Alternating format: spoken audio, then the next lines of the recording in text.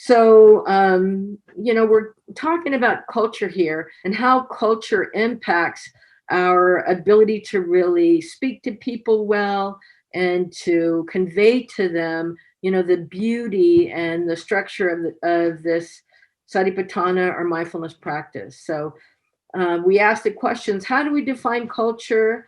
And what is important in your culture? I think that's part of it, is knowing our own culture. And then what are we noting? What are we noticing from others' responses to our culture? And what is culture? I think we all know that is personal and deeply rooted. It includes our environment, our thoughts, our values, our beliefs, our feelings, and our sensations.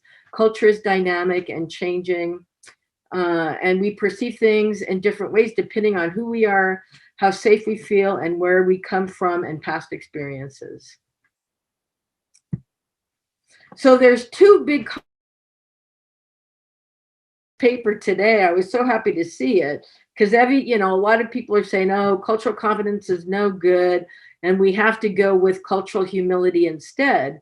But actually, this is one of my teachers, or she was my professor when I was at UC Berkeley, but she and I just co-edited a book together too. So Meredith Minkler, and I thought this was an excellent article. I'll make this available. But what is cultural competence really? That concept. It's the ability to interact effectively with people of different cultures.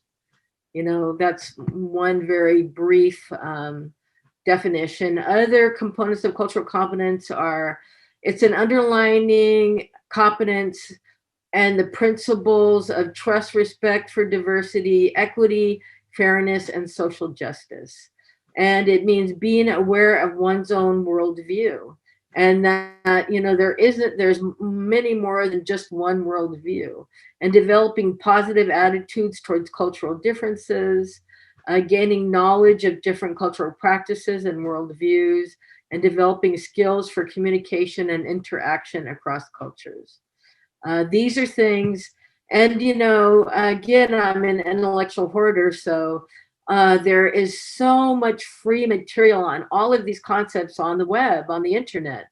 And I'm going to tell you one hint: when you want to learn about something, one thing that you can do is you can Google any of these terms: cultural humility, cultural competency. But when you Google those, you should put space PDF, because when you put space PDF, you'll go straight to something that you can download.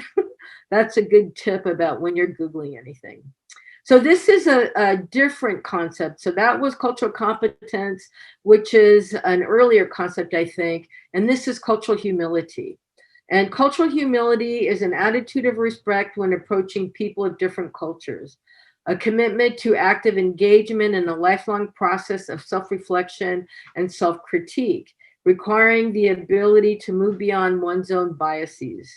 It does not require mastery of a list of different or particular beliefs and behaviors supposedly pertaining to certain groups. You don't need to know everything about every single tribe to want, to do well working in Indian country. And, I'm sure the same is true for other historically marginalized cultural groups in the US as well. And it's a process that requires humility and how we bring into check the power imbalances that exist in the dynamics of communication. That's a really important one, is to know if there is to just be aware of the power imbalances.